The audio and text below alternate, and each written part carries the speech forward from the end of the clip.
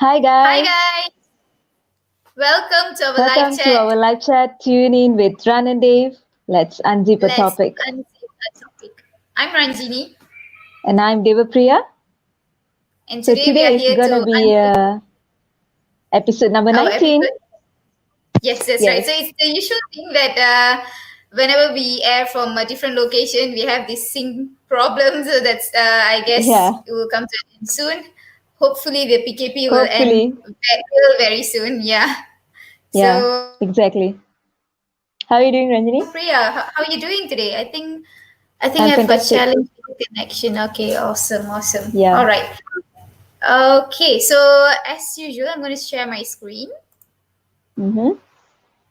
To introduce our fantastic panelist of today's episode. Yep. Just a moment. All right.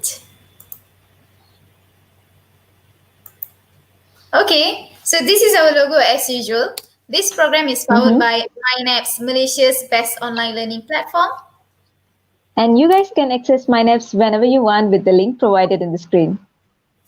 All right, so this week's episode, Wow. episode 19, is about World of Sea Turtles, a conservation effort by SEATRU. And our panelist Mm-hmm. is Our panelist is Miss Livia Chong. She has a fantastic bio, and it's quite amazing to see such a young lady to have such a bio. And she is an operation manager of SEATRU and experience in turtle conservation works for a long time. And she holds a master's in science and zoology, and she is also a sea turtle researcher.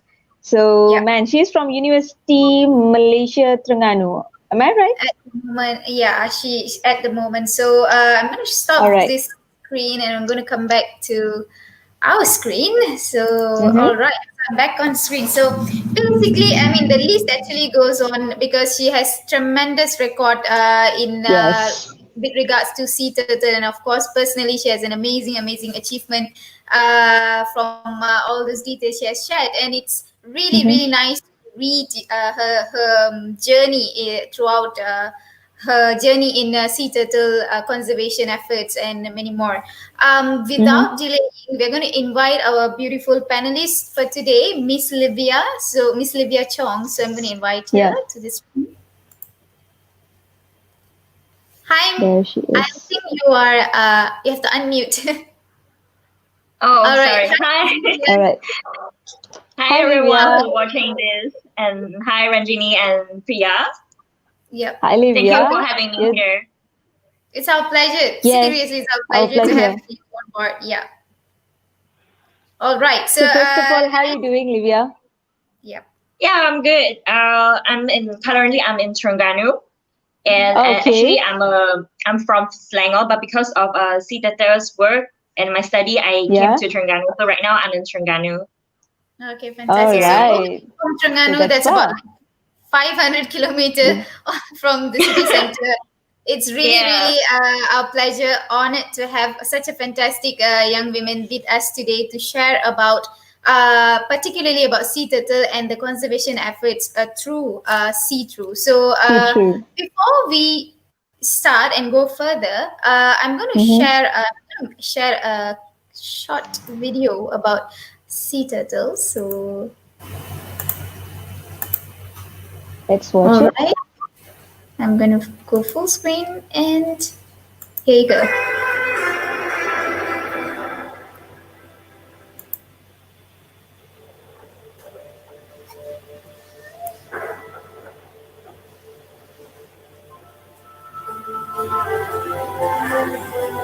This is the night they've all chosen to return.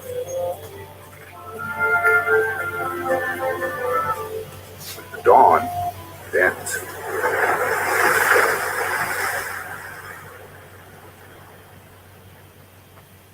"50 days later,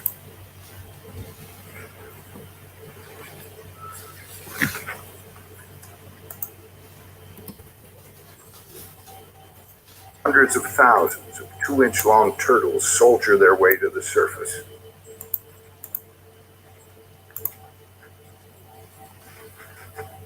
For this newborn and his band of brothers, it will be their longest day. Only 5 out of 100 make it through the next 8 hours.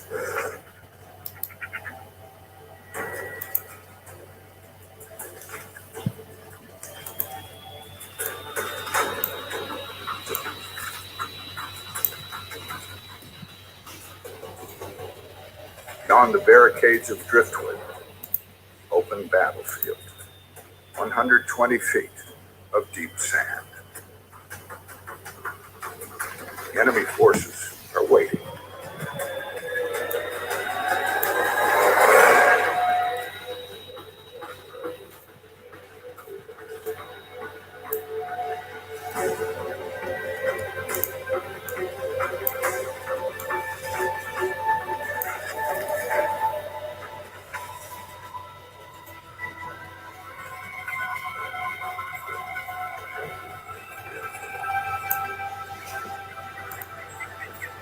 So close, yet so far.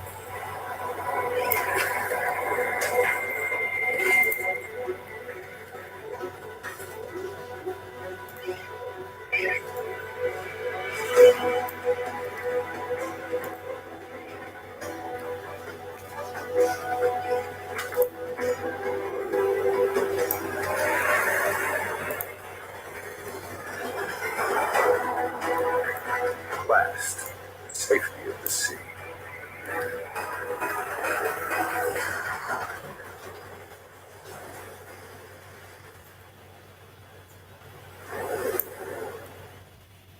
Ready for Lazada's 11:11. So that's this bug. So sorry It's for an that. advertisement. That's okay. Yeah. There is this. Oh gosh. Edit cut now. Paused. All right. So we're gonna stop that.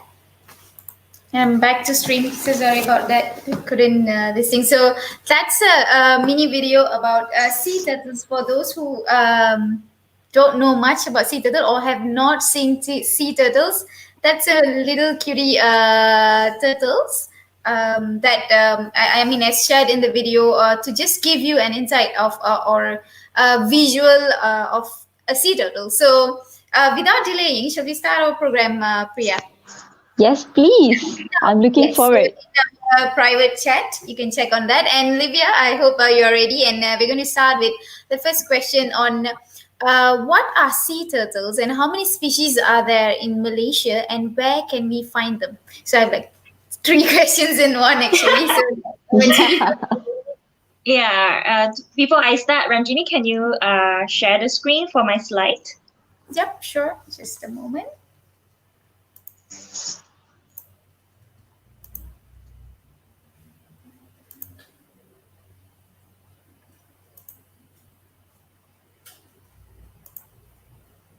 Okay, so I'm going. All right, shall I go for full screen then? Yeah. Yeah. So, yeah, this first question from Ranjini is what are sea turtles?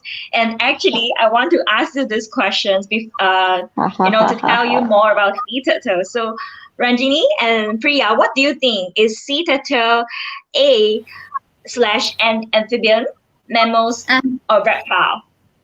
And It's a- maybe also not so far, not so fast.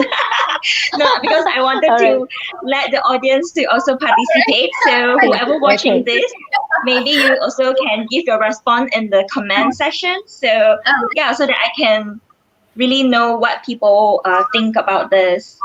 Oh, okay. We already have the first response from Tama. She Okay. said reptile. So Uh-huh. let's Okay. okay. Let me display Is that. it- Okay. Is that a correct answer? Is that a right Yes. answer? Yes, that's the right answer.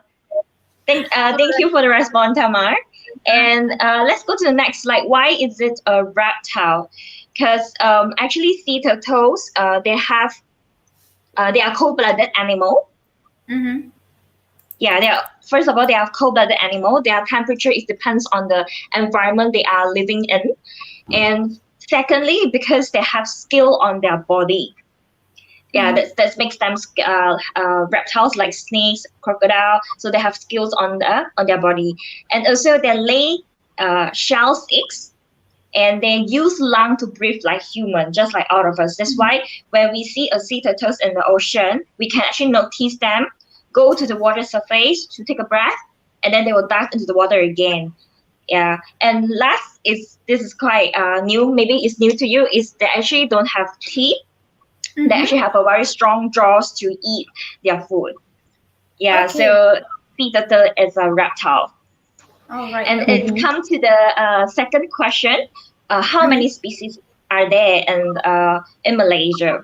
So I also want to ask this to our audience who are watching now. What do you think? How many are there? Okay. And next slide. All right. So maybe you guys can type in the comment box and we will display that. Yep. So I'm going to move to the next slide, right? Yeah. Okay, just a moment. Can you put it full screen, Ranjini? All Yeah. right. So let's see if somebody respond to how many species of sea turtles are there around the world. Okay, I have a number in my mind, but let's wait for the audience. It's okay. Just a quick guess. Ranjini, what do you think? How many species of sea turtles are there, as in Malaysia or in the world? In the world. You see the group there, so it's in the world. 7. Okay. We have Tekman said 5, Tama said 2. Oh, hi Tekman. Tekman is actually my diving instructor. So I'm gonna display this. So okay. Tekman said 5, and Tama said it's 2, and I said it's 7. You said 7, Ranjini. Yeah. Okay. What about you, Priya? What do you think? I don't have idea about this, but I'm just gonna cook some number, maybe 5 or 6. All right. Okay, so I shall reveal the answer. Actually, there are 7. Yay! Oh, we have a winner! Congratulations. Yeah. So, what are the 7 species? So we can go to the next slide. Okay. So I'm gonna go full. Okay. Yeah, so there you go. This is the 7 species of sea turtles that we have around the world. And they are green turtle, hawksbill turtle, flatback turtle, leatherback turtle, loggerhead turtle, Cam Ridley turtle, and olive Ridley turtle. So the next question is how many do you think in Malaysia? Maybe I don't want to ask which species, but how many we have in Malaysia out of 7? 4. Anybody want to answer? Yeah, okay, Ranjini said 4. Okay, what about the others watching now? Yeah. Okay, Tamar said 2 in Malaysia and the world. Okay. Oh, 2 in Malaysia, 5 in world. Okay. So Tamar said 2 that can be found in Malaysia. Oops. 1, 2, 3, 4. Oops, you're really late. No, I hope I didn't. So I got to toggle in between the main screen and the shared screen, so I have to come back to the screen so that I can display. I see. Okay. So I'm having So we have Tekman said 5 in Malaysia and Tama said 2 in Malaysia. Okay, are we going to yes, actually, actually there are 4 in Malaysia. Yeah. So which are the 4? All right. Which are the 4 is? Yeah, go to the next one. Actually, this is the 7 species. Yeah, there you go. So these are the 4 that we have in Malaysia: the green, hawksbill, leatherback, and olive Ridley. So, but unfortunately, out of these 4, we only have 3 remaining species in Malaysia, which we actually don't have leatherback anymore. The reason is because leatherback, we used to have a lot of leatherbacks in Terengganu at Rantau Abang. So that time it was really many years ago, like for the 60s, 70s like that, and 80s. We are like having the highest numbers of leatherback in Malaysia, and everybody just came to Malaysia to see leatherback. But the thing is, that time the knowledge that we have towards sea turtle is really very little, and also the not enough research. And that's why when we handle the hatchery, it's actually not really good. The knowledge that we have is too little. That's why when that time we produce a lot of female leatherback instead of male. So when it affect the sex ratios of the sea turtle, it became we are losing it. And also because that time the awareness of sea turtle conservation is very less. So when people see leatherback, they actually disturb the nesting process by surrounding the turtle using white lights, and also sit on the leatherback to take a photo. So that was like really long time ago. People do not know that this is actually disturbing to the sea turtle. So as time goes, then the leatherback don't land on Malaysia anymore. So that's how we lose leatherback. Right. Yeah. So right now we have the most abundance for green. And then followed by hawksbill, and the least is the olive ridley. They actually nest really very less in Malaysia. We can see them in Sarawak and also Penang, but really less nesting report for this olive ridley. Yeah. All right. So that's that's wonderful information. Yep. And I think Malaysia is very fortunate to have 4 out of 7, and currently we are very fortunate, and that is why many people are coming to see turtles in our country. So so shall I exit or move to next? Next slide. So to answer, where can we find sea turtle? Oh, sorry, I forgot. Okay, so I wanted to share a little bit about these 7 species. So all these 7 species that have their own shape and size. And like Tamar said, leatherback is the biggest among the 7. Yes, you are right, Tamar. And followed by the second largest is actually the green and the loggerhead. And the smallest is actually olive ridley. So this is the size of the range. And you can see leatherback is actually even larger or taller. If we lay side by side to leatherback, it's actually taller than human. So that's why you see there's a comparison there. Yeah. So next slide is how sea turtle looks like. So I'm gonna next, right? Yeah. All right. Oh, okay. This is beautiful. Okay. So this is how they look so differently from the shell. So for the leatherback, it's really unique because it doesn't have a very hard shell, but it has a leathery shell. So when we touch it, it's like a leather, and it's totally dark in color from the head to the tail to the flipper. It's dark color, and they have a white spot on it. Yeah, that's for leatherback. Then for the second largest, for green turtle. Okay, in this photo, it may look green, but actually in reality, they don't really look that green. Yes. But their name actually comes from their diet. So green turtle, they eat a lot of seaweed, seagrass, and algae. So they are, when they are adult turtle, they're actually herbivore. So when they consume all this greeny thing, it actually makes their fat tissue become greenish color. So that's why it's called a green turtle. All right. I see. Yeah. So for loggerhead, it's reddish brown color. So this is exactly how it looks like, reddish brown color. And for the hawksbill, it's the most beautiful turtles among the 7. And why? Because you can see the shell pattern is really different from the others. And this very beautiful shell actually make hawksbill a critically endangered animal. So I will explain more why that so, why their beautiful shell actually threaten them. And the other species is like the flatback, Cambrily, and olive ridley. So they actually all come with different color and shape and size. Yeah. So All right. now we can go to the next question. Oh my god, so long your question, Ranjini. So finally I come to the last. I really hope it has actually enlightened a little bit, especially for the new first time for those who are hearing about these sea turtles. I believe this is going to be a definitely a takeaway session altogether. So and also it's Oh, a it's a way for treat for us to me.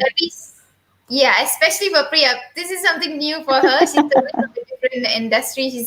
She's in the medical industry, and now it's new, really new for her also. And it's also a way for us to share is what we have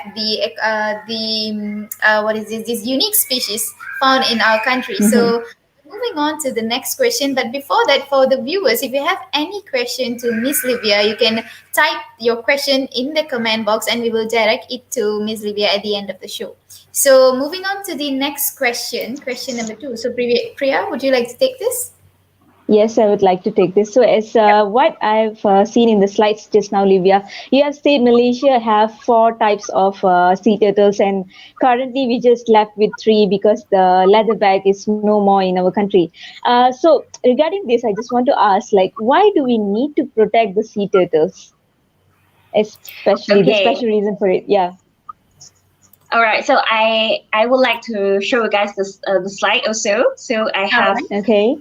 yeah, just a moment. So sea turtle is playing a very important role in our ecosystem and also Mm-hmm. economy.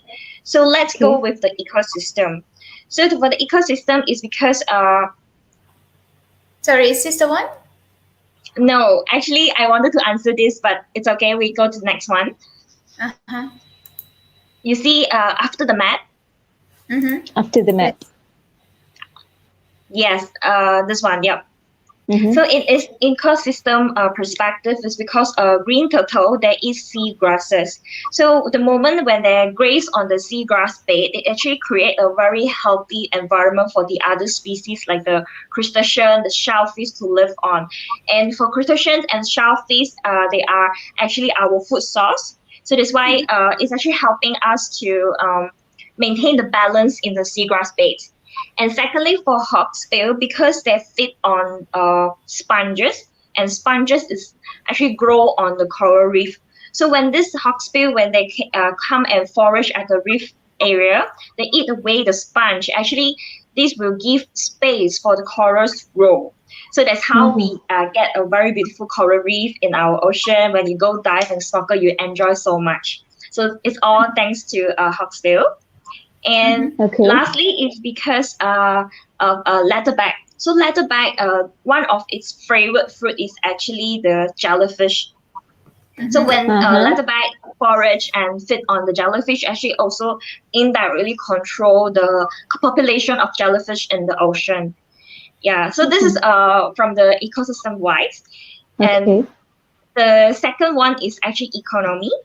Economy, we all know that if you want to visit Terengganu or if you go to Ireland, you actually expect to see sea turtle. So that's how it's Yep. actually push our tourism. And people go snorkel, go dive to see sea turtles. And also, if you go to our tourism official tourism Terengganu website, you can see Mm-hmm. actually Terengganu state of Terengganu actually promoting sea turtle as a must see things in Terengganu. Like if you can go to visit a turtle sanctuary, you can buy a package to to dive with the sea turtles and etc etc. So sea turtle is like an iconic species for Terengganu. I see. So that will be definitely in the bucket list of all the tourists who visited Terengganu. So Yep. indirectly, it also helps the ecosystem and also our country's economy. So that's a fantastic elaboration. Thank you so much, Livia, for that. So shall we move on? All right. So yeah, this is gonna be a little bit toggling between the screens. So I'm gonna back to our third question on one of the threat in sea turtle conservation is illegal poaching of the turtles and consumption of their eggs. Please elaborate Mm. on that a little this. I personally have been I've studied in Terengganu, specifically UMT. So, and living in Terengganu itself, where it's rich with the sea turtles, but at the same time, there are also issues with that. From that time, I think this was like early 2010. To I'm still hearing that there are so many efforts being done. So maybe you can elaborate first on the issues. Yep. Yeah, so first of all, I would like to share a little bit more about the sea-to-day consumption. So if you have been to Terengganu, if you visited Pasar Payang or any wet market, you actually can see people are selling sea turtle eggs in the market, and you must be curious like why is it so? Because it's weird that we are doing sea turtle conservation here, but at the same time we see people selling eggs. So I can explain on that because sea turtle is actually fall under state legislation. So in Sabah, it's totally banned this sea turtle egg trade. But in Terengganu, it is not that case. And because many years ago, actually the local here that depends on sea turtle eggs as a protein source. So they eat sea turtle eggs like us eating chicken egg. So it was really common for them. Until today, because of sea turtles getting more and more threats, the population is going down. So that's why right now we are actually asking people not to eat anymore, because right now we have so much more choices for food, so much more resources that we actually can get protein. So we are no longer depend on sea turtle egg for protein supplementation. Yeah. So that's why it's we still educating especially the young to stop eating sea turtle eggs. And one very very interesting case study actually happened during COVID-19. So COVID-19, all the wet market or any public place actually closed because they want to avoid this public exposure and physical contact and all to against this COVID-19. But people found another way to sell sea turtle eggs, which is through online platform. So they actually sell sea turtle eggs at Shopee, and people like saw it and they it's gone viral, like, oh my god. So even now turtle eggs can be sold online. So when it gone viral, it's actually attract a lot of attention of the public. Like some of them are really not satisfied about it. So we actually for conservation and scientists, we actually report that seller, like, this is abused animal and blah blah blah. So but that actually just one day, when the post gone viral for one day, the next day Shopee actually released a statement saying that they are not supporting any kind of wildlife trade. And when we visited that page again, actually the seller is not there anymore. So that was really cool. I mean, Shopee has made their stand very firmly and actually very encouraging too. It makes us think that every voice is actually count. So after that, we start to see a lot of articles and newspapers saying that stop consuming sea turtle. So suddenly, sea turtle consumption become a really hot topic at the time. And SCP Malaysia Society of Conservation Biology actually take on right on the wave and created an event during the World Sea Turtle Day where we have a pledge. Yeah, so we actually urge everybody to not eat sea turtle eggs anymore. So that is the issue for the sea turtle egg consumption. Yeah. Okay, so that's very well elaborated by Miss Livia, and I also during my time at Terengganu, and I also learned that certain states, as you said, Sabah totally banned it. Of course, with the increasing awareness about sea turtle and the threat of eating, consuming this their eggs and how it will affect the population. But somehow, I think it did not really work in Terengganu so far. Am I right? It's still okay, I got it. I mean, like after this, the Shopee day and then the article and the event, the pledge, we actually get 10,000 pledge for this, against consuming sea turtle eggs.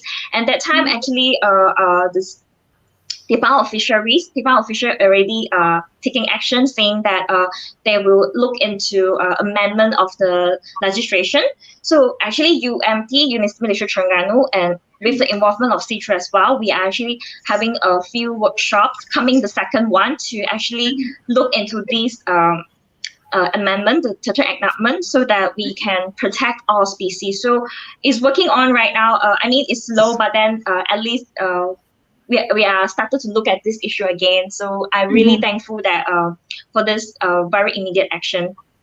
Okay, amazing, amazing. And That's awesome. if you don't mind to share on who are the authorities who are responsible to pertaining to sea turtles in Malaysia? Banning sea turtle consumption, you mean? Yes, yes. Or I mean, Yeah. the regulatory body who actually deal with sea turtles related issues. It's actually Department of Fisheries. That's why they are the really main force, and we are supporting Department of Fisheries for this. So which means that anything related to the consumption of the eggs, then we can actually report to them, or how does it really work actually? Because that's going to lead to our next question very soon. Okay. So for the legislation action, so far not yet, because we are still in the process of revising the legislation. Because before this, in the legislation, it's only say that we cannot consume letterback turtle eggs. We can consume the other eggs. But right now, we are actually looking into, we need to ban all the consumption of all species of eggs. Yeah, so right now we cannot really do anything for the legislation wise, but it's more like a personal behavior change. Like we pledge that we don't want to eat anymore. Yeah. Okay. So that's Okay. okay. So it's come down as a personal decision to not to do that. Yes, you're right. Yes. All right. So Okay. we're moving on to So the next. shall we take the fourth question? Yes. All right. So as a layman, right, like myself, how we can help to protect the coastal and marine environment where the sea turtle live? Because Okay, we got her cut out, but that's fine. So again, I'm going to repeat the question on as a layman, how can we actually help to protect the coastal and marine environment where the sea turtle lives? Because as I described earlier, and as of course as you shared earlier also, it has to start from the individual, right? So perhaps you can elaborate on this. While I'm at right. Oh, Priya is back. So yes, okay. Rajini has already asked a question, so I will answer that. Yeah. So at personal level, we actually can start from our daily life. Yeah. Can you guys hear me? Okay. Yeah. Right. So we start from our daily life. For example, really small habit, which is when we go to restaurant, we actually don't ask for straw. We can just drink directly from the cup. Oh, okay, no branding. Yeah, we can just directly drink from the cup. Okay, and secondly is when you go to grocery, you can always bring our own bag. And also don't litter around, especially your mask. So right now, if you walk on the street, you see masks everywhere. And I'm just really curious that, come on, people, it's 2020. We can dispose the mask to the dustbin. Because if you don't do so, these waste mask or straw or plastic, actually it will find their way to enter our waterway from the from the longkang, and then go to the river and to go to the ocean. So the ocean will hold all this waste that we actually dump. And also when we go on vacation, okay, so as tourists, as a resident on earth, we should always remind ourselves, don't leave anything behind. So if you go to the beach, you just walk for 5 minutes, you can see a lot of cigarette butt. Yeah, so its cigarette butt is really small, but if you accumulate on the beach, it's actually a lot of it. And it's because it's so small, actually it can go into the ocean very easily.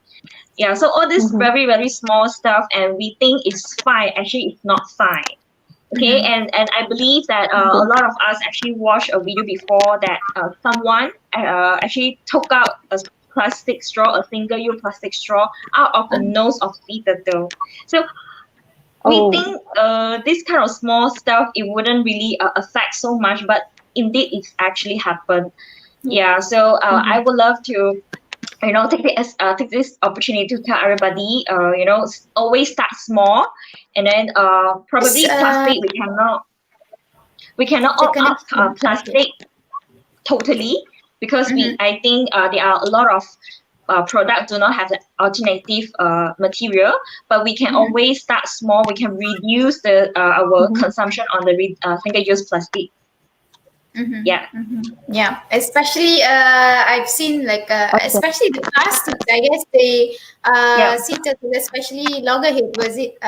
Leatherback actually consumes jellyfish in it. It often mistaken the Yeah. plastic as the jellyfish and Yeah. consume it. Yeah. Right. That's one of, Yes. remember that at the back of my mind, and I'm carrying it till now from my studies. So Yeah. that's it's definitely, guys. Yes, for the viewers, if we are watching this, and it was a very clearly stated some of the roles us as a human being in the first place, and living together with other animals, other creatures on earth. It's our responsibility to take care each and especially with respect to sea turtles.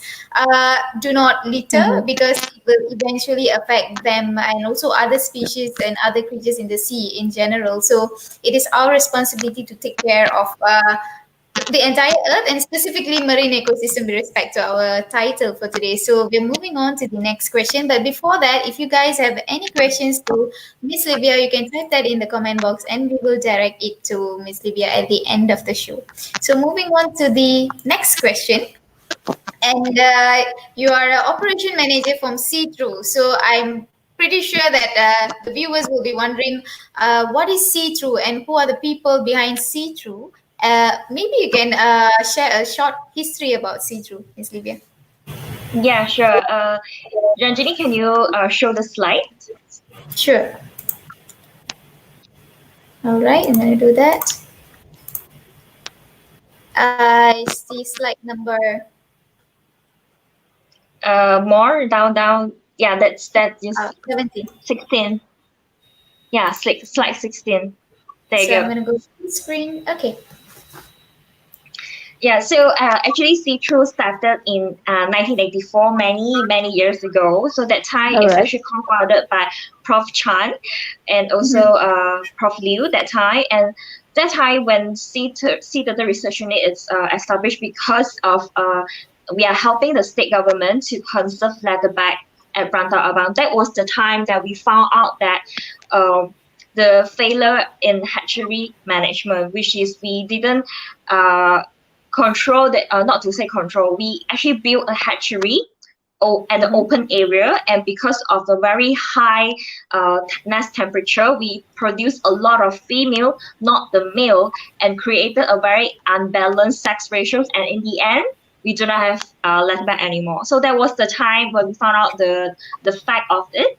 And after that, in 1993, where we actually started the sea turtle conservation at Charga Hotang Turtle Sanctuary, located at Redang Island.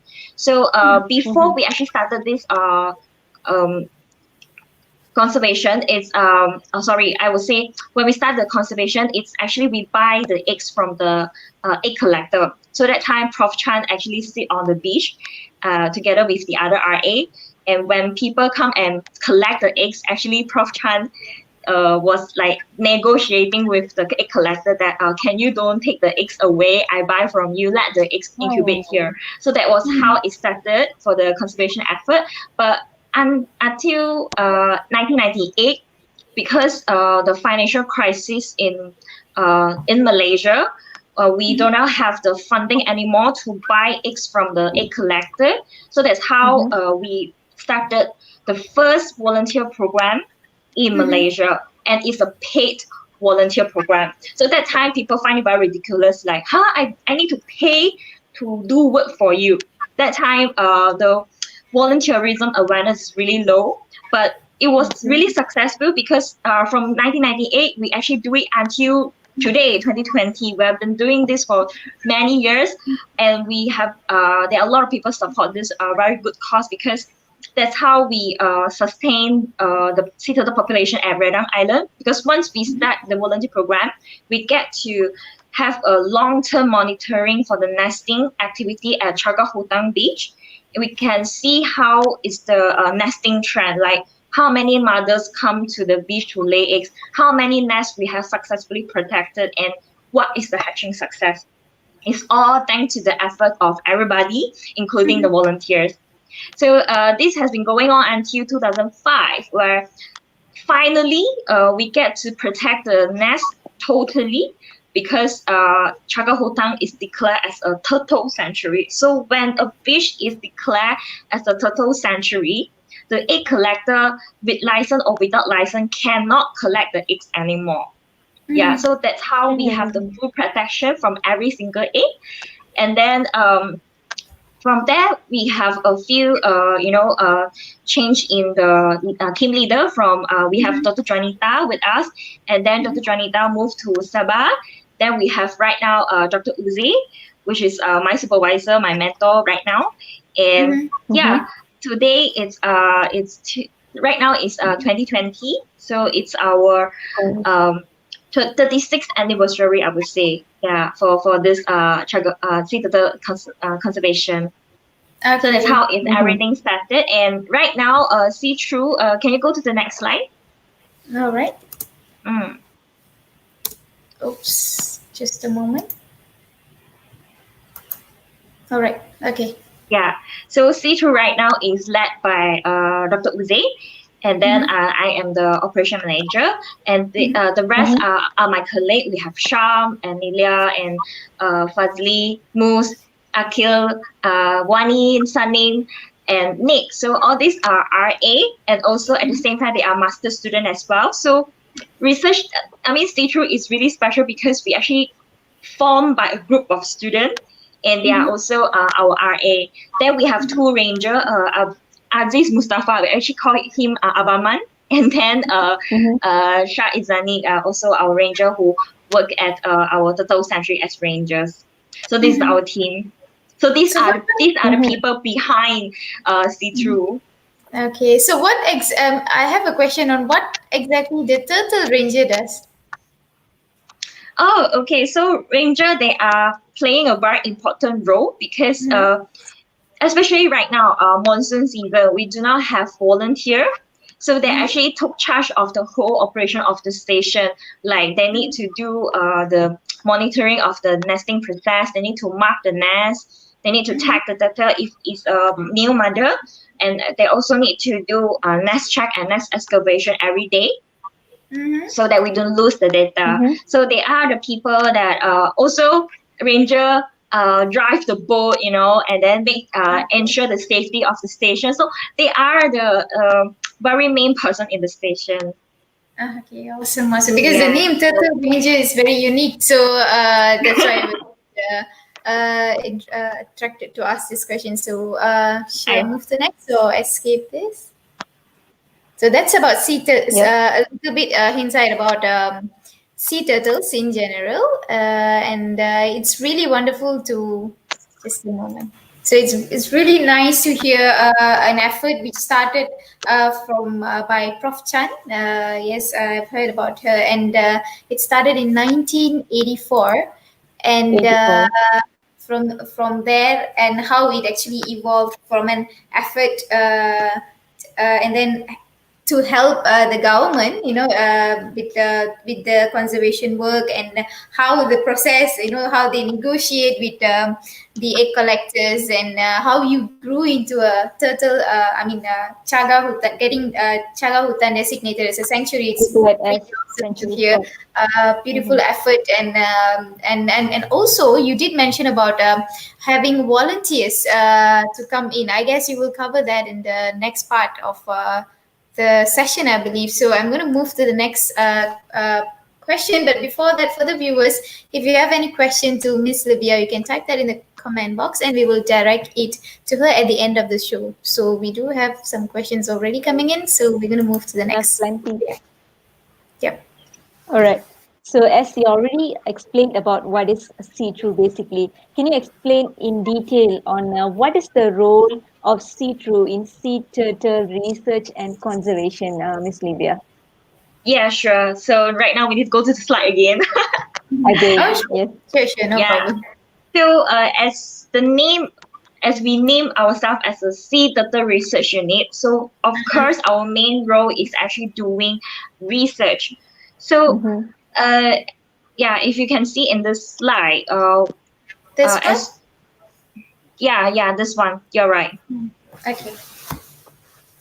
Yeah, so we started our sea turtle conservation efforts since 1993, right? So ever since we started until this is only have the 2019, we haven't updated the data for 2020, but this is Mm-hmm. the nesting trend. So ever since we started until right now, you can see increasing nesting trend, and you Mm-hmm. might be able to notice actually every 3 year there will be a spike.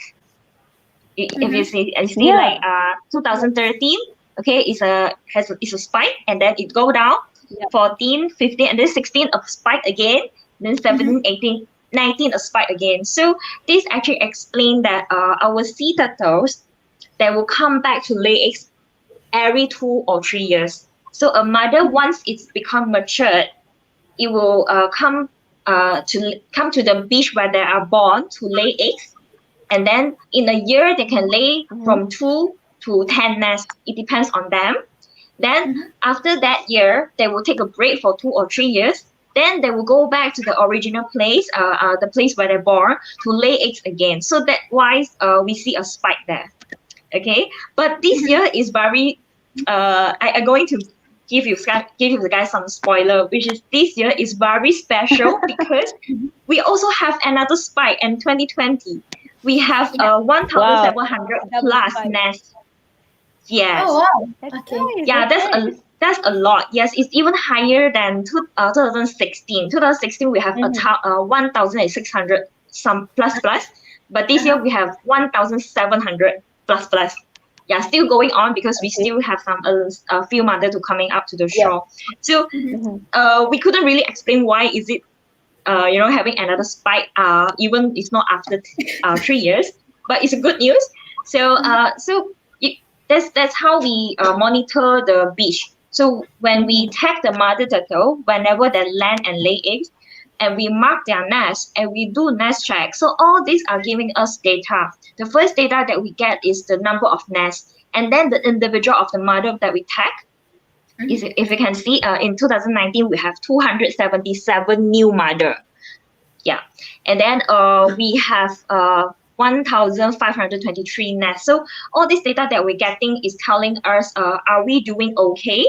I mean, if out of nowhere we have so little nests, there must be something wrong. So that's how we do our research at Mm-hmm. Chaga Hutang. Okay, and if you can see the photo at the right hand side, you see a yellow stick.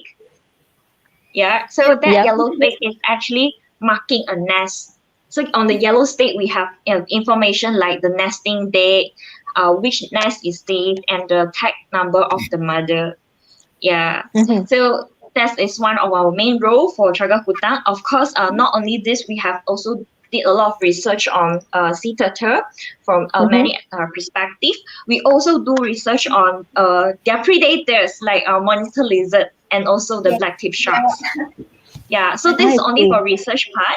So we also have the other role in other perspective. Can we go to the next slide?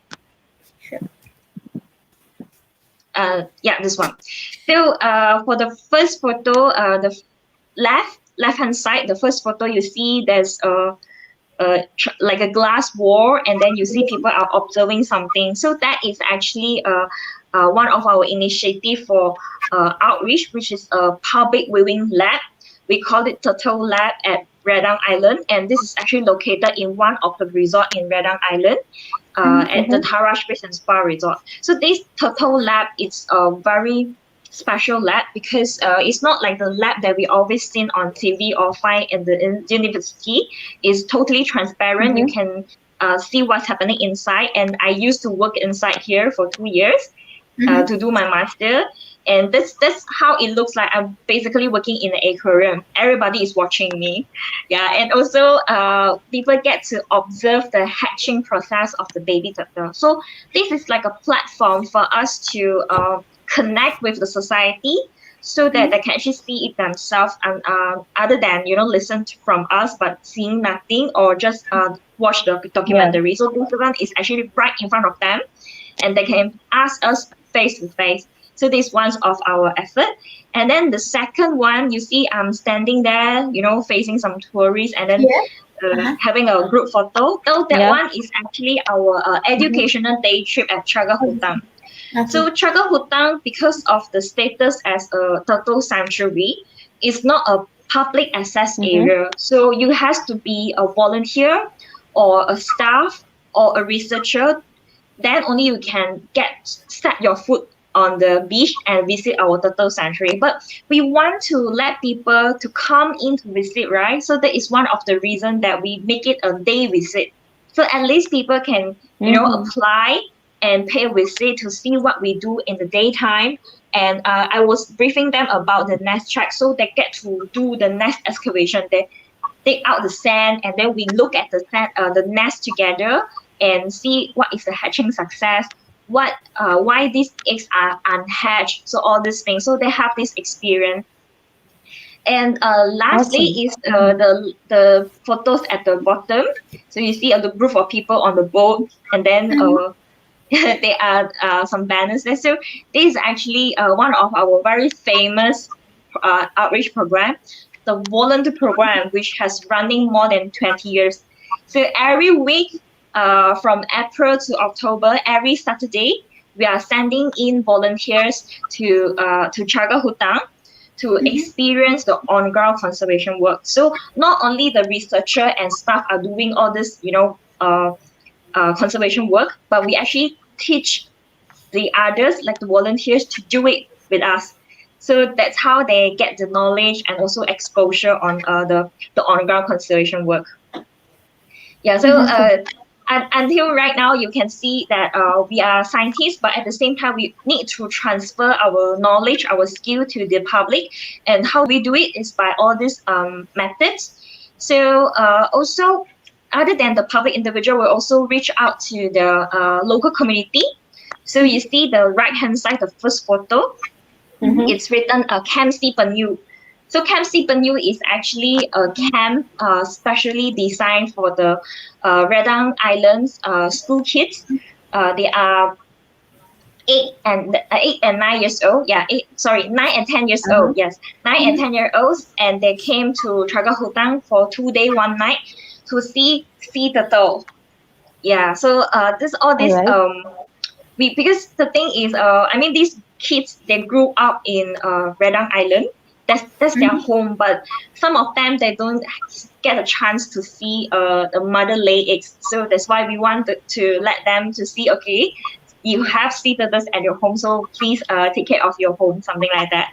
And also some media, they come to our turtle sanctuary to do shooting and etc. So these are the efforts that we really wanted to deliver our knowledge to the others, not just keep it to ourselves. Yeah. Okay. Wow. So That's regarding all this program, Miss Livia, I just want to Yeah. ask, how about the participation? Like you see every Saturday, right? You guys having this kind of activities. So how about the Yeah. participation? Mostly are from the locals or from the foreigners? How the process goes? Oh, the program is open to Malaysian and also the other foreign country. So overall, we have a lot of Malaysians, especially the students. And then Okay. we also have last year we have about 70 to, hold on, I couldn't remember the number. Oh my god, sorry. But we do have the foreign international volunteers as well. Also, some of them that actually come for internship, so they stay longer, like 3 months at Chagahutang. Yeah, Oh, but mostly are internship. Malaysians. What do they do Okay. during internship? Like all the conservation Research work? work? Yeah, if you are our intern student, first of all, is of course the on ground conservation work. Whatever the volunteer do, you will do it, but in a longer period. but because you have a longer period, you actually get more training on that, right? So you also get the chance to train the volunteers, the new volunteers who only stay for 1 week. So there was one thing. Second thing, because Chaga Hutang is also a research station, so we actually welcome researchers from Malaysia or the other country to come to Chaga Hutang to do their research. So intern students also get to be involved and learn some scientific research from that. Yeah, and also the day trip, they will be the one who give the briefing to the others. Yeah. Okay, And awesome. how about the payment though? Is there any payment for to be a volunteer? Yes, that they are. Or So, any website that we can see? yeah, so for the students, for Malaysian students, is only 500 for a week, and that it will cover the food and accommodation throughout the week, and also the transportation, and also the training equipment that involved in throughout that 1 week. So for public individual, no matter you are Malaysians or from the international, you will need to pay 800 for that 1 week. Yeah, so we offer the student a cheaper rate so that students that they are not earning money yet, but we still want them to get to experience. So we offer a cheaper rate for students and for Malaysian students. Yeah. Okay, and it's wonderful. It's So actually Ranjani, yes. can we add this on our bucket list? I Definitely after this pandemic. I will be then really you have to happy bring if me you there. guys come. Yeah, it's a pleasure. Yeah, sure. Priya I'm going to bring you and give you a new experience, and of course, Miss Livia is going to bring us around to Chaga Hutan, specifically at a SEATRU spot where they've been doing a conservation work. So SEATRU is something that I've heard.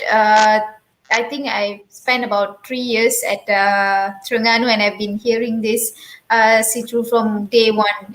I would say, and I would say there is an identity. Especially, I'm from a marine related background, so it's like SEATRU is an identity, I would say, and I'm really proud to have a representative from SEATRU with us today and speaking about it. I did had goosebumps when she shared about the history of how SEATRU was set and how you guys are doing. It's been 30 years plus on board, I would say, that journey, and wow, that's wow. And yes, we are going to be live for the past almost an hour, so we're going to move to the next next question. But before that, for the viewers, if you have any question to Miss Livia, you can type that in the comment box and we will direct it to her at the end of the show. And moving to the last question, I would say, right, Priya? Yep. So I'll take that. And so it's been a challenging year, of course. It's been a challenging year with pandemic in place. Still challenging, and we don't know whether there's an end or no. But what we know at the moment is we have to live through and adapt to this situation and get used to the new norm. So with respect to that, how did it affect the operation of SEATRU, and how SEATRU overcome them? Thank you for the questions, and I think everybody is affected, and SEATRU is no exception too. So first of all, the impact is actually come to our volunteer program. So as I mentioned, volunteer program actually run every year annually from April to October, and our MCO happened in March. And it's ended in June, right? So in that period, we actually couldn't carry out our volunteer program, and that was actually the nesting season has started, and it's increasing. So imagine without volunteers, the manpower from volunteer, all this workload actually fall on our ranger, and we only have two ranger on duty in a week. So it's really tiring for them, but I'm really very grateful for them because they're still working tirelessly, and that was the volunteer program. And also a lot of events, exhibition, sharing, talk, whatever it is that involve a crowd, it got put on hold or just cancelled, and I do not know when it's going to happen again. So throughout the whole year, we do not have any kind of outreach program, even though the very famous hatching release program at Laguna at Redang Island. We couldn't carry out it also. So all these things actually give us a very big impact that we couldn't really reach out to people. But at the same time, it also give us some reflections like, okay, so right now we couldn't go to the field, we couldn't go to the outside to do all these things. So what are the alternatives that we can actually to do, at least we still get to share our knowledge is actually through online, which is that time everybody is going online, sharing online. So for SEATRU, we managed to do 2 virtual events with SEB Malaysia, Society of Conservation Biology that time, for the celebration for World Turtle Day and World Sea Turtle Day. And for World Sea Turtle Day, there was really a wow thing because we managed to gather 10,000 pledge for not eating turtle eggs. That was really wow. It's really touched to see that figures. And lastly, also because all our staff, they have to work from home, so we have a very good time sit at home and do our stuff. So one of our achievements is we managed to finish our newsletter 2019 in that period, and we got it ready in July and got the hard copy in September. So later on, I would like to share the newsletter link. So I welcome everybody to have a look. Today, what I share is just like really one part of the million stories, So there are more story, more of our adventures and also experience in 2019 that I would love you guys to get some insight. So later on, I hope you guys can click on the newsletter 2019 to have a look. And we put a lot of effort on it. And I want to give credit to all my colleagues who work, days and nights to make this happen. Thank you so much, guys. That's kudos to you guys. And despite all this new norm it's your passion, I would say. Yeah, you guys managed to do it. And how would you? Okay, that's about it on our questions, great Q&A session for today. And it's been a very insightful, enlightening session. And I believe for the viewers, you have definitely learned something new today. And I can see a couple of questions in the comment box. But before that, we would like to know on how we can get in touch with you also, so that we can share it at the end of the show as well. So I guess we can take up the question first from the viewers. So let me see. It's quite an engaging participation. And we from can clearly our see that how excited people want to know about the sea turtles. Yeah. So this question is from Tama Kuprit. So the question is, why sea turtles don't lay eggs near the sea to avoid more sea turtle baby die? I don't quite know, but you get the question? Yes, I understand what Tamar needs to travel. Yeah. So I believe Tamar watched the video just now, like from the nest to the ocean is such a long distance. So maybe maybe 100 of baby came out, but end up only like 10 get into the ocean. So in this very long distance of crawling process, they got eaten by the predators. So that's why she has the idea that why not the mother lay eggs near to the water so that the baby turtle can get to the water as soon as possible. So my answer to this is because if the mother lay eggs very near to the ocean, there is a very high chance that the nest will be flooded by the seawater. So when the seawater flood the nest, then the eggs couldn't hatch because the eggs has to stay in the sand and at a very stable temperature for it to finish the incubation period to hatch to fully develop themselves in the egg. Then only they can hatch. If the eggs is in the water, they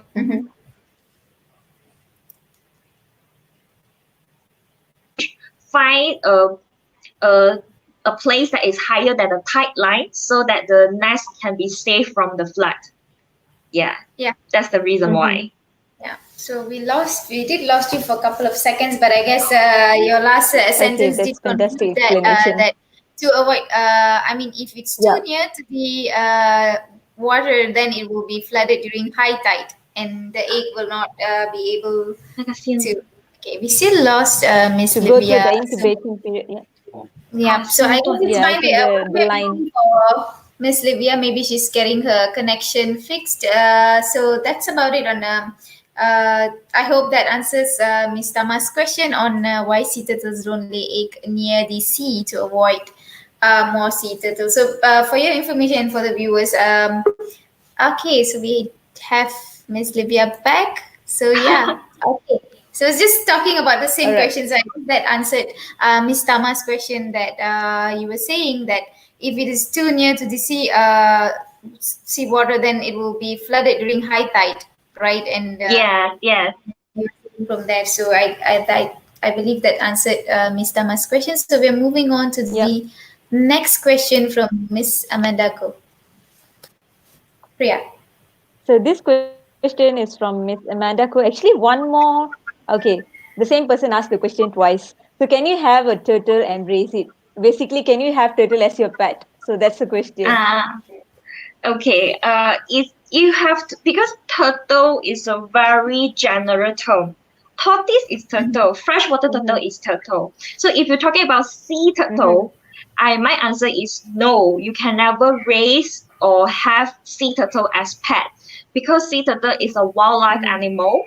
It's against the law to Mm-hmm. have a sea turtle in your possession. So the answer is no. All And right. also, I would like to tell you that sea turtle, since it's a wildlife animal, so it should belong in the wild. It should be swim freely in the ocean. You couldn't really raise them. Yeah. It should be in its zoo. Yeah. Yeah. So, okay, that's a straightforward answer. So the answer is definitely no. Maybe some Yeah. of the viewers might have mistaken with tortoise. Yeah, The because we do. tortoise. Ah, yeah. Yeah, so Mm. I guess that it's two different things, guys. So sea turtle and tortoise is usually can be found at online terrestrial animal. It is. Mm-hmm. So we move on to the next question from Miss Tama Kupan. Is there Open any again. natural predators for turtle? I think she really likes a turtle. I think, okay. Yes, yes. It's Yeah. really, really nice to hear her That's involvement. good. Yes. That's good. Yeah, thank you for the question again. You have been so active. Yeah. And actually, to answer this question, I also want to give credit to Kanapa because she actually also gave a very good answer to this Uh-huh. question. So they are natural predators because Mm-hmm. they are hermit crabs, they are monitor lizard, and black tip sharks. So these Uh-huh. are the very common natural Mm-hmm. predators for sea turtle because as you can see just now in the video, when the mother lay eggs, the mother actually dig the sand to lay the eggs and then she bury the sand and she go to the Uh-huh. ocean. So she doesn't really stay with the nest, stay with the baby turtles. It let it in the wild to incubate by themselves in the sand for 45 to 60 days. So Mhm. after 45 or 60 Mm-hmm. days, when they've successfully hatched from the eggs, they will need to make their way to the ocean. So in this very long period, anything that can happen, and they are definitely very susceptible, very vulnerable to all these animal predations. So other than these Hermes crab, monitor lizard, and black-plate sharks, Mm-hmm. so they are fungus. So the fungus that comes from the plant roots can also infect the eggs, so the baby can't hatch. Also, we have sometimes we have others like seabirds, seagulls. Yeah, so these Mm-hmm. animals can easily prey on the very vulnerable baby turtles. Mhm. Yeah. Okay, so that's beautiful. Mm. The answer, and actually, this question is really really cute. And thanks for the question, Mr. Kanapar. And this question really cute. So it's Kama again. Oh, you named I the guess. turtle. Yeah, I think she asked, "Do you name the turtles?" I think the one in the Chaga Hutan, after Hat Hutang, after you, Hutan. yeah. Okay, so to answer this question, I would say yes and no. So Okay. for no part, because at Tragahutang we have so many mother turtle that I don't think we afford to name every single of them. So how do we do this tagging activity? Is we actually go by tag number. So Uh-huh. for the mother turtle, when they firstly come to the shore to lay eggs, we will actually give them a tag on their flipper. So this tag on their flipper, there are numbers on it. So every time if we see this sea turtle again, we will record it in our data. So we know this mother come to our beach to lay eggs how many times, and if she coming back or not. So that's how we know that individual mother. So yes, for this question, like we name the turtle, but this only happen when we have adoption program. So we do have an adoption program that people can symbolically to adopt a mother turtle, and they get a certificate. So they also get to name the turtle they adopted. Yeah, so that's how we have a name for a mother turtle, but not all of that. All right. Okay. Okay. So I'm sure that answered your question, Miss Tama, and thank you so much for the questions. And there's another question from Amanda. Go on. How many eggs does a sea turtle lay at a time? I believe that's a question. Yeah, so it actually depends on the species.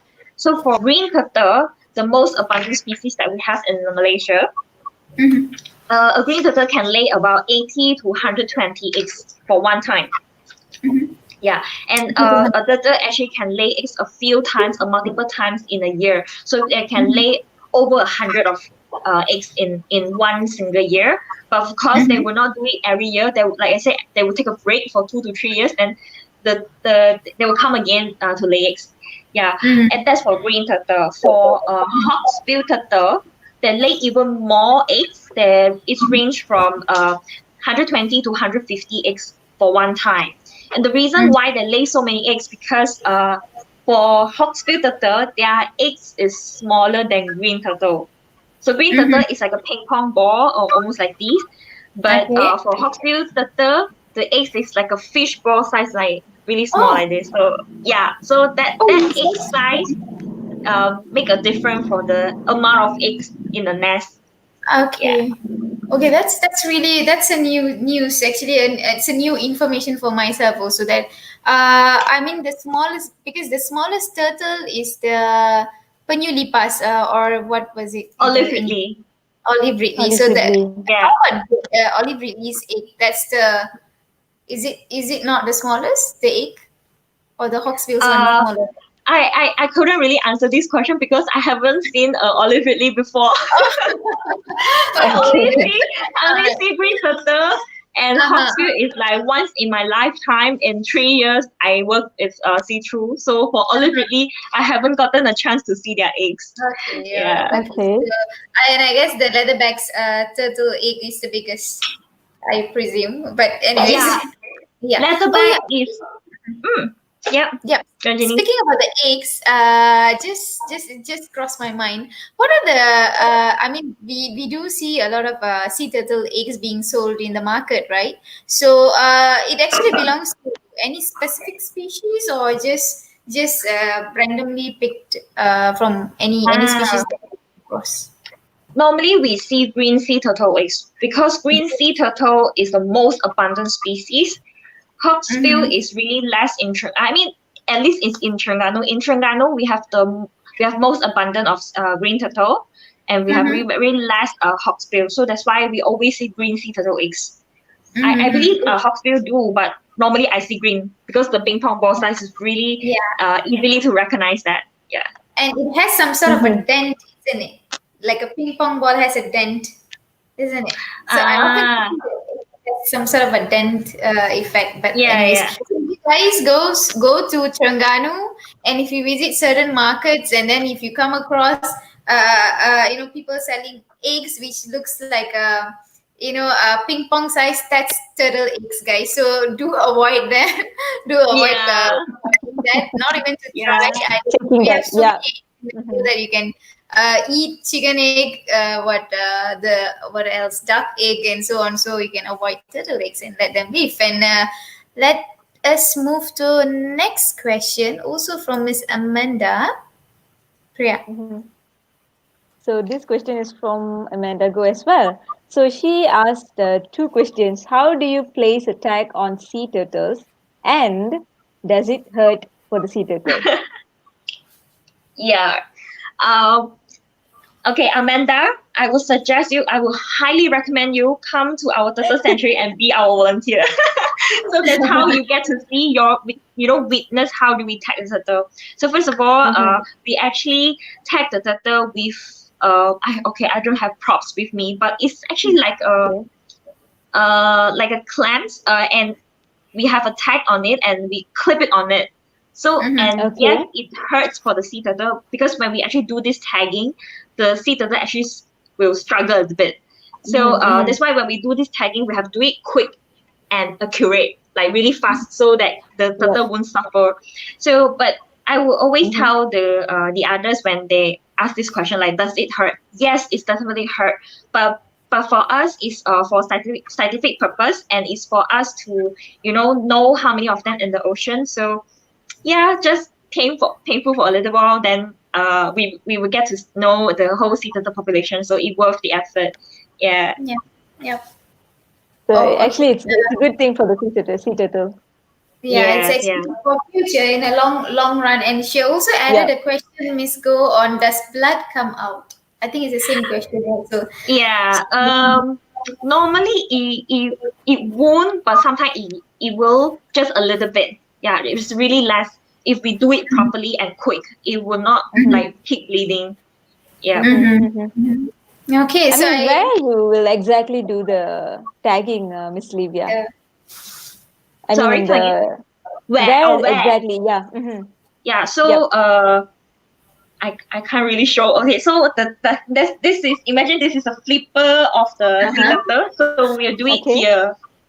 Oh, on the flipper. Yes.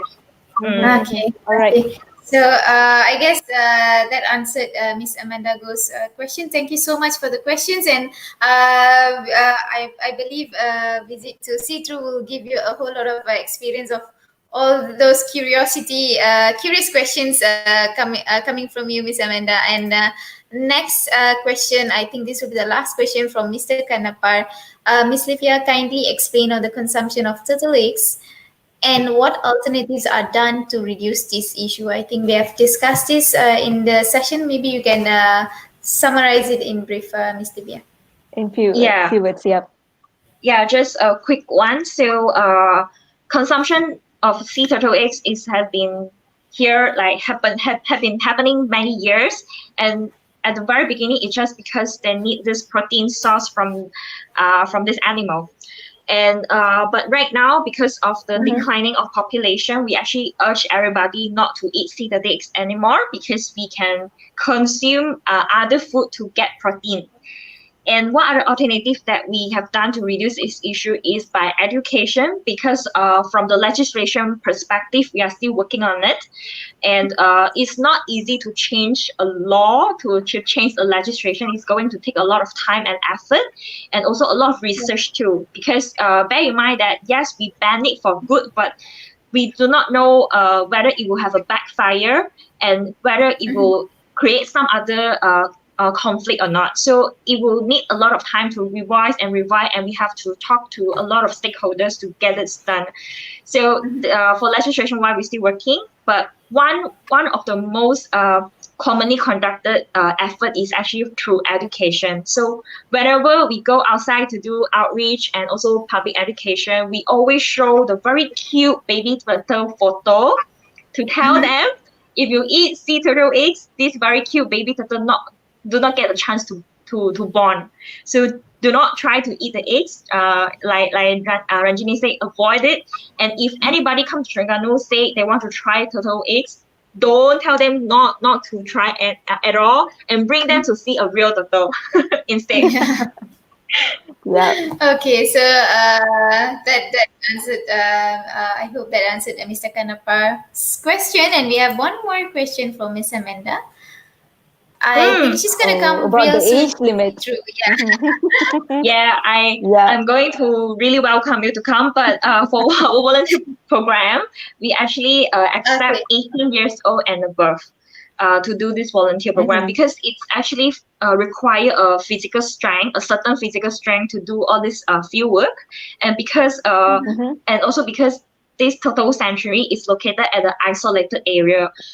We have no line and no mobile services, no internet connection there. So we need adult. But if your child like 16, 17 years old wanted to come, it's okay if it actually has the parent consent. The parents allow these kids come to the program, and it would be better if it come with the parents or siblings that is 18 years old and above. So that will better. Yeah. Okay. So that's on the details on who can join for the volunteering program at SEATRU. And we also have a wishes from Mr. Kanapar. I think maybe Priya, I can read this out. Aww. So Chaga Hutang is actually a wonderful place. I have also have participated in the volunteer program as well. Kindly send my regards and wishes to Dr. Uzair. So And yep, also yes, to the I SEATRU. will. Yeah. team. Yes. Thank Kanapa, you so thank much, you Mr. for Kanapar. dropping by. I will send your regards to Dr. Uze and the others. Maybe the ranger also. Yeah.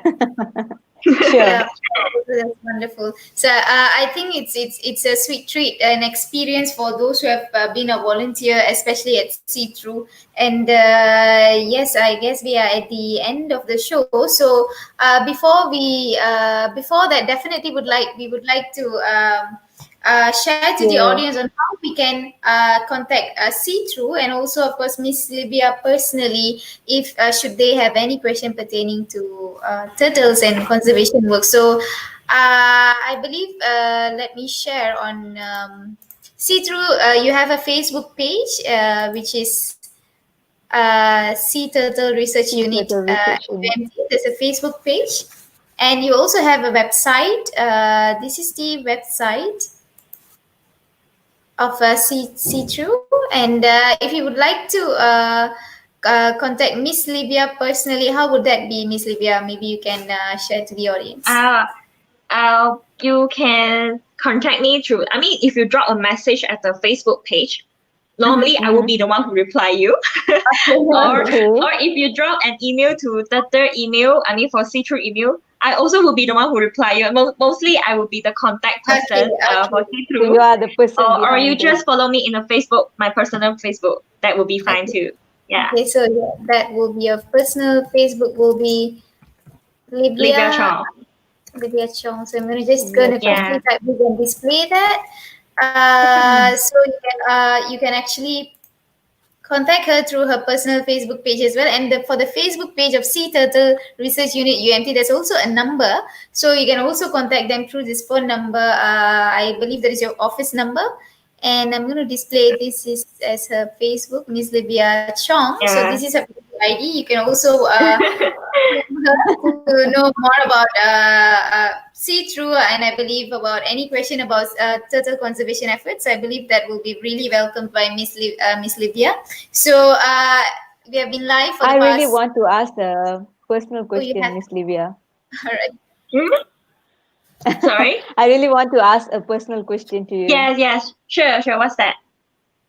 So I do check out your Facebook profile as well, and you put there as a turtle girl. So that really caught my attention. I just want to ask this question: why turtles? Oh my god. Okay, this is a question that got me to think about. Okay, why turtle girl? Because actually, I went to a program. It's called Wisely Program, Young Southeast Asian Leaders Initiative. It's an academic fellowship that I joined last year, and because I'm the only one who worked with sea turtle, so all my fellows from the other country, like Thailand, Indonesia, they all call me Turtle Girl. So that's how I got the name Turtle Girl. Okay. And your personal passion on that? How to say? I mean, my journey to sea turtle conservation is actually a little bit indirect, because when I was uni Thai, when I was a degree student, I never thought that I would work in marine conservation and research. I never picture myself I will work with sea turtles. Everything's just happened very it's self-discovery and also decision making which leads me to work with sea turtles. So but right now, yes, of course, I'm passionate to do sea turtle. But at the very beginning, I didn't know that I want to work with sea turtles. Yeah. So Okay, but you have done a lot of Yeah, she done a fantastic job so far. Should Mm, Yeah. appreciate you for that. thank you. Yes. Okay. Amazing. And best wishes from us, tune in with Yeah. Ranade for more for your conservation efforts. And we really would like to see you one day real soon after all these things calm down with all this pandemic. Hopefully one day we both of us tune in with Ranade will be there at Chaga Hutang. Yay. I Looking would forward love to to that. do that. Okay. Oh, there are comments. Let me just see. Oh, okay. I think Miss Amanda has more questions, so I think we can attend it after the show. You can actually respond to her comments in the comment box. So Yep. with that, we're gonna end our show. Thank you so much, Miss Livia, for having us. Any last words to the audience? Yeah, thank you so much for having me. Okay. So thank you so much, Miss Sounds Livia, for good. spending your Saturday night with us, and we really would like to thank you from to join our show for today. So see you. Yep. Best wishes for all your future endeavors for you and all the team of SEATRU. So yep. See you guys in another fantastic day at Chagarutang maybe. All Yes, right. Okay, definitely. bye, Miss Livia. Bye bye. Bye Good bye. night. Thank you. Bye. Okay, guys, so that's the end of episode 19 on the world of sea turtles, a conservation effort by SEATRU. And Mm-hmm. Priya, I bet you have learned a lot from I A to enjoyed Z. it. I mean, I couldn't speak or ask question because I was too much into it. And I'm gonna Uh-huh. rewatch it again because I've missed some of the slides just now. I'm gonna rewatch it again for sure.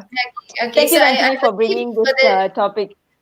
yes, thanks to Miss Livia and Citru, and also Dr. Uzair. Thank you so much for suggesting Miss Livia to be with us. He couldn't make it, so it was a very warm welcome from Citru when I approached them. And yes, I believe that the viewers would have learned a lot about sea turtles, and it's good Yep. for us and for the viewers to know a little bit outside of the common world where lives at sea, marine environment also. There are so many things in the marine world, and this will be the first. We have done one on mangrove. That's on the Mm-hmm. terrestrial near the coastal zone, and now today we have brought a specific species from marine environment itself, which is sea turtle. So more topics to come on. True. Specific species from marine to Mm-hmm. create awareness about marine environment as well as apart from the terrestrial environment. So with that, signing off, I'm Ranjini. And I'm Devapriya. Take care, Bye guys. guys. Good night.